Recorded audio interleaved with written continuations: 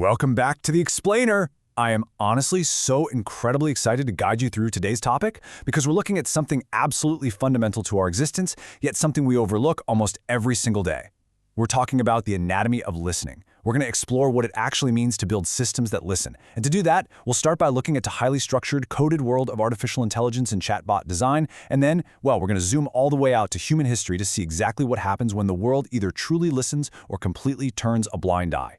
So this brings us to a massive, really provocative question that I want you to just keep in the back of your mind today.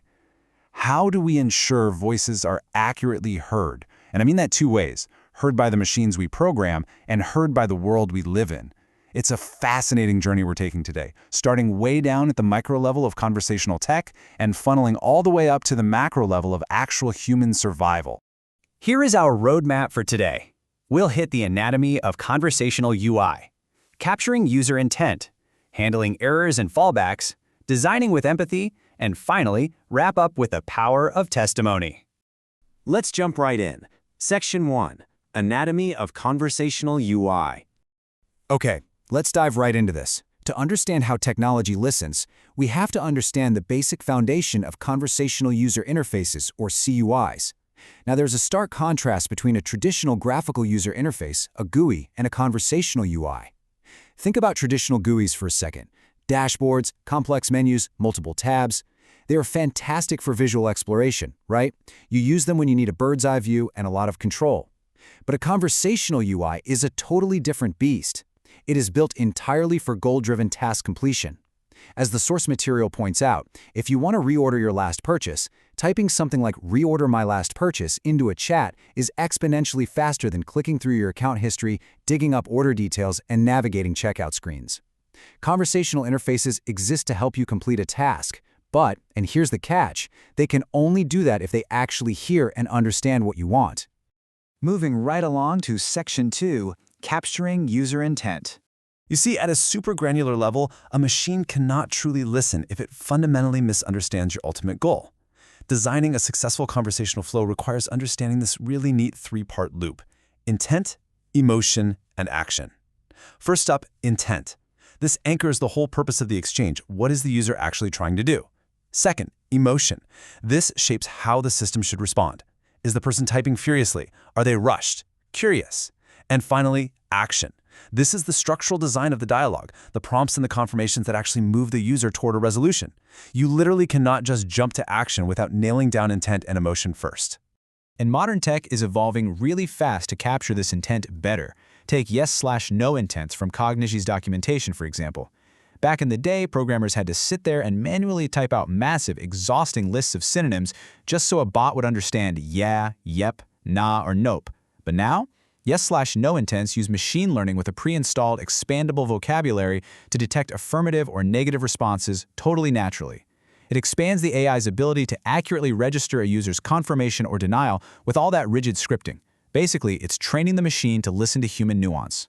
Which brings us to Section 3, Handling Errors and Fallbacks.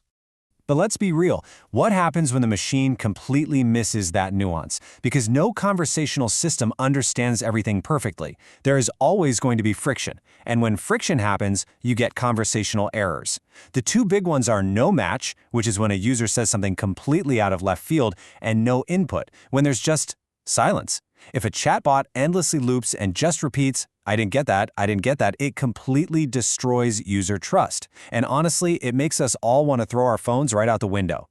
The sources emphasize that machines need robust fallback mechanisms. Instead of freezing, they need to be able to guide the user to recovery by explaining what went wrong, providing clear next steps, and gracefully moving the conversation forward. So, the crucial point here is how exactly we instruct these systems to handle the unknown.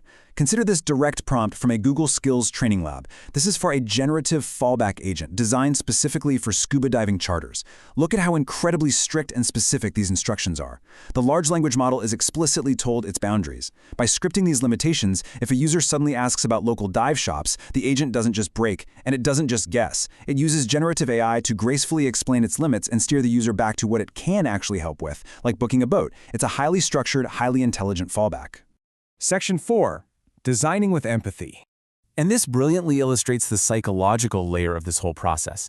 Accurate intent mapping and clever error handling are completely useless if the system lacks basic human empathy. Conversational empathy requires mapping a user's intent to their likely emotion. For example, if someone's intent is to reset a password, their typical emotion is probably frustration or urgency, right? The conversational action shouldn't be super cheerful and peppy. It needs to acknowledge the stress and just guide them step by step. On the flip side, if someone is using a healthcare bot to check symptoms, their emotion is almost certainly anxiety. The system must adapt to use a calm, empathetic tone and really confirm understanding. A one-size-fits-all tone just completely alienates people. To actually build that empathetic trust, designers lean heavily on core UX principles. First up, context awareness. The system needs to have memory. It needs to remember what you just said so you aren't pulling your hair out repeating yourself. Second, seamless human escalation. A user should literally never feel trapped in an automated loop. There has to be a clear, easy path to a real human agent. Third, clear and concise microcopy. Words matter, and clarity is always better than trying to be clever. And finally, transparency and data privacy. Users have to know why you need their data and how it's protected. These principles are what ensure the user actually feels safe and understood. And now, Section 5, the power of testimony. Now, I want us to take a breath here and execute a massive narrative zoom out. We've just spent a good chunk of time analyzing exactly how machines listen, but what happens when human societies fail to listen? We are shifting gears now from digital intent to human survival. In the tech world, designing a system to listen with empathy is a best practice, right? It boosts ROI and user satisfaction. But in the real world, being heard can literally be a matter of life and death. When marginalized communities face systemic violence, their voices, their testimonies, are quite often the absolute only tools they have to break through the world's silence. To really grasp this, the source material points us to a deeply profound historical example from the Guatemalan Civil War. During the Guatemalan Civil War, the military targeted indigenous Maya communities with brutal violence, massacres, and forced displacement. And against this terrifying backdrop of state terror, a Quiche Maya woman named Rigoberta Menchú spoke out. In 1983, her testimony was published globally in the book I, Rigoberta Menchú, which detailed the horrific atrocities her family and her people were facing.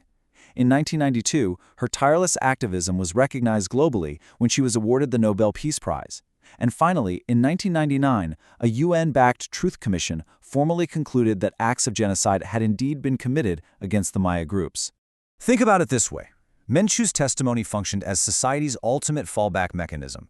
When the primary systems of governance completely failed and turned violently against their own people, her voice forced the international community to actually pay attention. Her work documented atrocities, it brought vital global attention to the violence, it fought back against cultural destruction, and it relentlessly pushed for historical memory and accountability. She forced the world to listen to a reality that, up until that point, it was largely ignoring. Which brings us to a devastatingly powerful realization drawn directly from these historical texts. Genocides often continue when the world ignores or denies them. This is the ultimate terrifying danger of a system, a global, human system, that fails to listen. Ignoring voices isn't just a point of friction in a user journey. It allows real-world atrocities to continue unchecked. By speaking publicly, survivors challenge that silence head-on. They demand that the world acts upon the intent and the emotion behind their testimony. And that leaves us with this final, profound thought to close out our explainer today.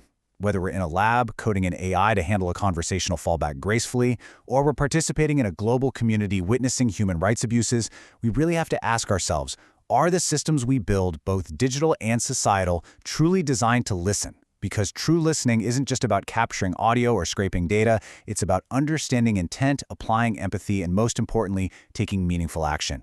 I really hope this explainer has given you a completely new perspective on the anatomy of listening, from code all the way to conscience. Thank you so much for joining me, and as always, keep asking the big questions.